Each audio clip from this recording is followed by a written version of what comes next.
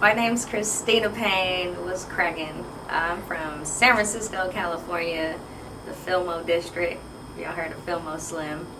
My dad is born and raised in South Central LA, so I'm a straight, real Cali girl, okay? I've been in radio since the tender age of like 14. I started at KMEL 106.1 KMEL.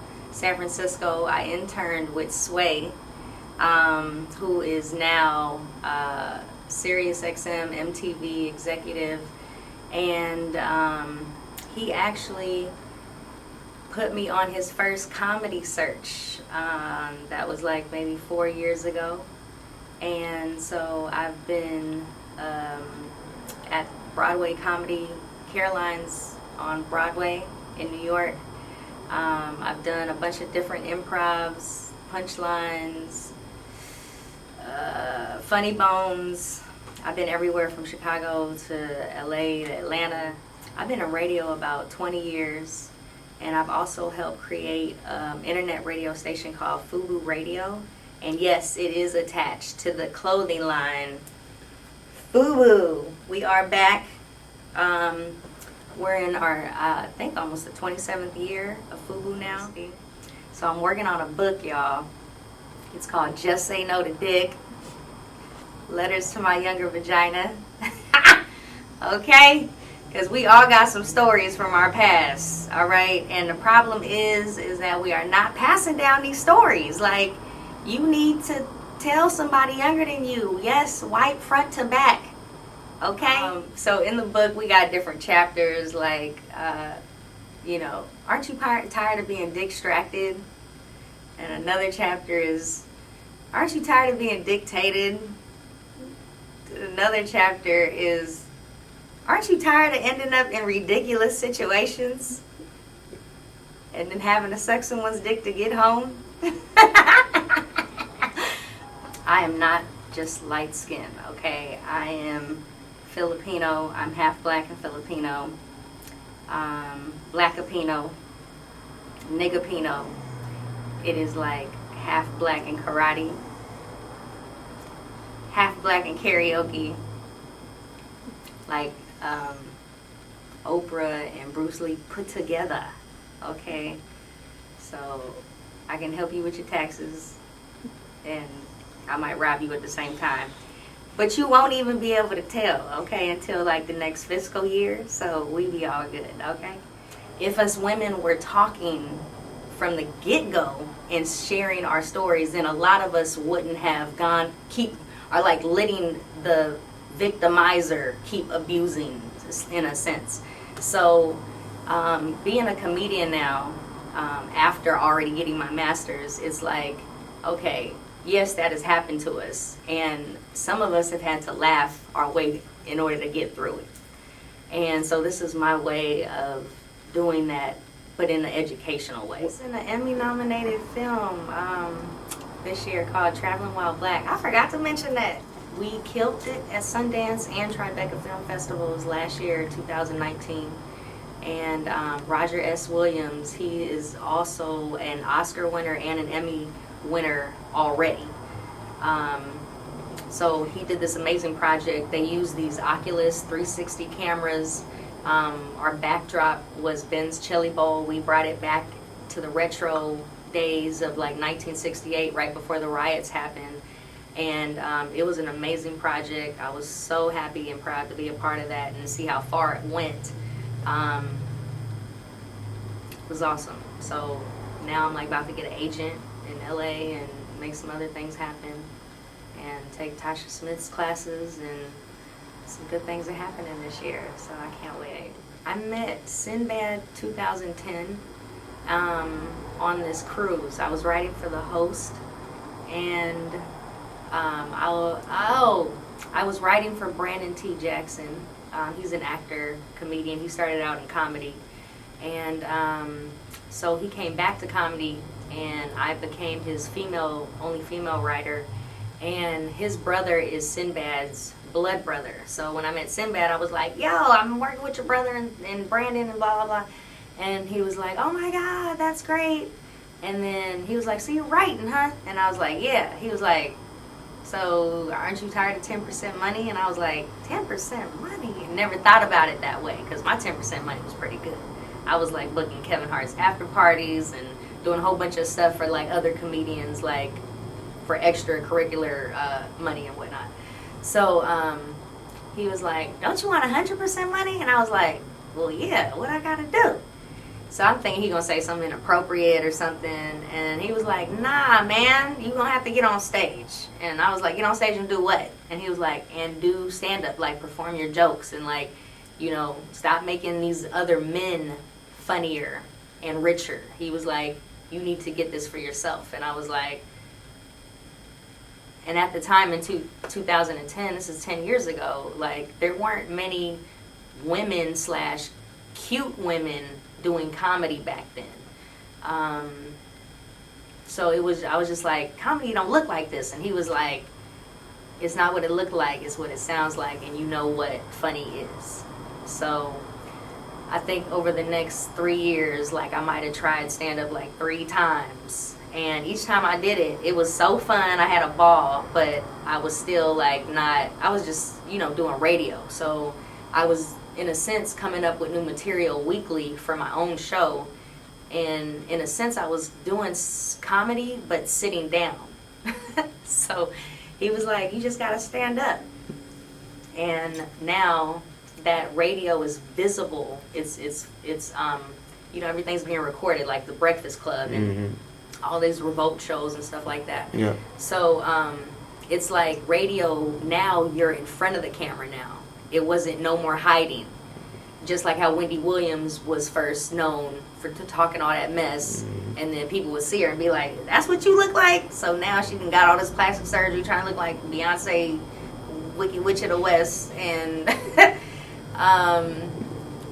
but yeah, so now she's doing a radio show, but it's like a TV show now, like a talk show kind of thing. And so that's what all this has turned into.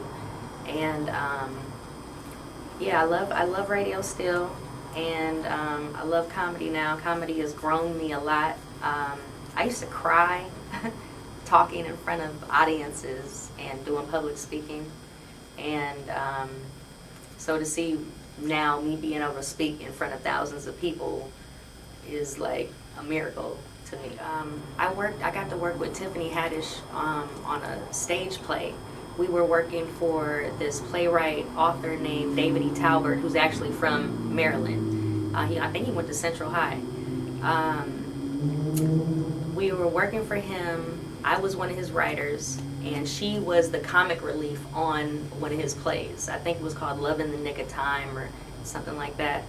And so he was like, hey, I need you to meet this girl named Tiffany. And I was like, okay. He was like, she from Cali too, y'all the same age, and she. So I was like, okay, for sure, yeah, right. And we was the same age, the youngest on the set. And but Tiffany's been doing, a lot of people don't know, Tiffany's been doing comedy since 15. So she's 20 plus years in the game. So a lot of people are thinking, oh, she just came out of nowhere. And it's like, nah, actually, like, she been doing this. And so even same thing with me, like, I've been behind the scenes. Like, age 18, I was working on Matrix 2 and 3 with Aaliyah. And then a month later, she ended up passing away. So all the footage that I was in with her got cut out, and then they hired Nona Gay, Marvin Gaye's daughter, to play the rest of all of Aaliyah's character or whatever like that. So yeah, I'm on the chopping room floor somewhere. Matrix 2 and 3. I mean, you didn't touch quite a bit of people, you know, throughout your you know, your time in the field now. And then being raised in California, like, it's easy to walk out of your house and then all of a sudden you're on set. Like, you'll see a sign on your door like, just know that you might be filmed, blah blah. You know what I'm saying? Like, it's crazy like that. And it's not like that out on the East Coast too much. Oh man, but it's crazy like that in California, especially LA, San Francisco. They film so many movies there, and the Charlie Murphy thing, that's what happened in 2014. I had a dog named Charlie Murphy, and I was, I found out that Charlie Murphy was performing at the Howard Theater, and I was like, I want him to meet my dog. You know what I'm saying? So I think I was standing outside of sitting in my car out the Howard Theater for like 30 minutes, just trying to figure out if I should go in or not, because I wasn't dressed properly and stuff. And finally I was like, fuck it, I'm gonna go, right? And I run into somebody I know. I run into Queen Aisha, and she's like, oh yeah, go on in. As I'm walking to the door, she's coming out, so it's like perfect. And she's like, oh yeah, Eddie and them, and they all down there. And I was like, oh snap. My homeboy Eddie Bryant, who I used to work with and manage and whatnot for a little bit of time, he had opened up. He was the opener for Charlie Murphy. So I put my dog down. My dog walked right into the dressing room and like went right up and sat next to Charlie Murphy. Luckily, Charlie Murphy, the comedian, Eddie Murphy's brother, is he is a dog person as well. So it all worked out well. My homeboy Tony Woods was in there. Eddie Bryant, Charlie Murphy's then girlfriend Cece Peniston was in there, and they were smoking weed, and it was a beautiful situation. And he wanted my dog didn't want him, and then he was like, well look, if your dog gets pregnant again, let me know. And so what happened is 3 months later my dog was pregnant, and Charlie Murphy had a show at Baltimore Comedy Factory, so I went up there to go say hi and bring him the pregnant dog to show him, because she was getting ready to give birth. And then he rubs her belly, and then he's like, if there's a girl in this litter, I want it. So all of a sudden her stomach started moving. She hopped up, jumped in her bag. That was Jade, who was on my lap.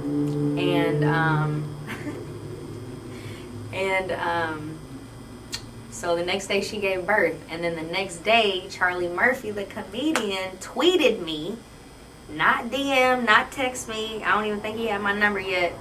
He tweeted and was like, hey, come open up Baltimore Comedy Factory. And I was just there last night.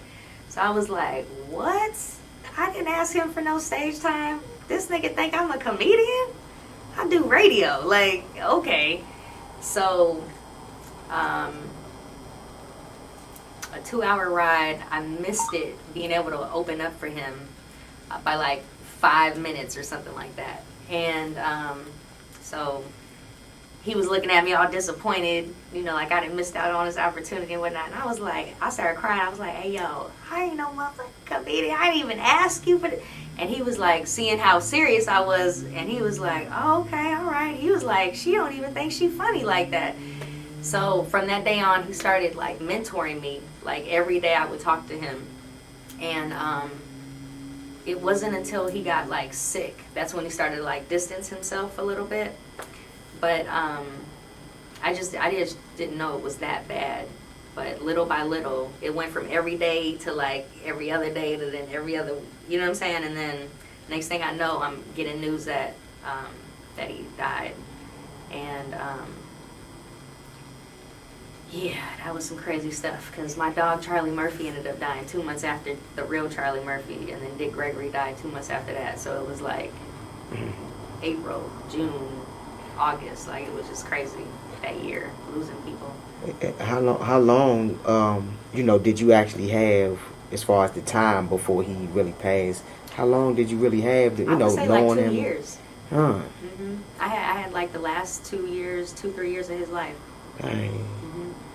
I know you took it hard too, coming up under him like that. I definitely cried, and then losing my dog too. Like I don't then know. The dog name was Charlie Murphy White. So. Right, so it's like losing a person is one thing, and then losing an animal like that's with you all the time, and like that hurt. Like I cried every day for like a month over a dog. Like it was, and I still miss him. Like that was her son, and he was with me through a lot. Like when I did the Roland Martin show, he bust out his bag and ended up on live TV. Like he's been on a bunch of live situations. You know, he's met Sway, he's met everybody. Like he met everybody, and he was there with me through my whole beginning of my comedy situation. So but your other one is almost just as famous as Charlie Murphy. Yeah. And I can't never His little remember. brother Ninja. So it's almost like Ninja took over in a sense for him, and he looks just like the mom. So everybody loves Ninja, and Jamie Foxx even tried to buy him from me. Wiz Khalifa, a bunch of people tried to buy Ninja from me. Yeah, he's a famous little dog. Yeah. I can see why he had a lot of personality when he was with us in Cali. Yeah. So it's Yeah, pretty Clint cool. Portis tried to buy him, and then they always end up getting try to get similar dogs that look like them or something. So they'll get those French bullies or Oh yeah. yeah. But these are specific, amazing, particular Beaglese, they're Black and Asian. Unfortunately, I missed you at the red carpet with TV1 and Miss Kathy Hughes' big thing, the Urban Honors. So, and it was I think it's just on TV. Yes, it just aired. How big is as an inspiration for you being a woman, of course, and I base my businesses around Miss Kathy. How big of inspiration really she is for our culture and people out here, and the women particularly. What's hilarious is that before I came to Howard and to DC, I didn't know about Kathy Hughes, being in California.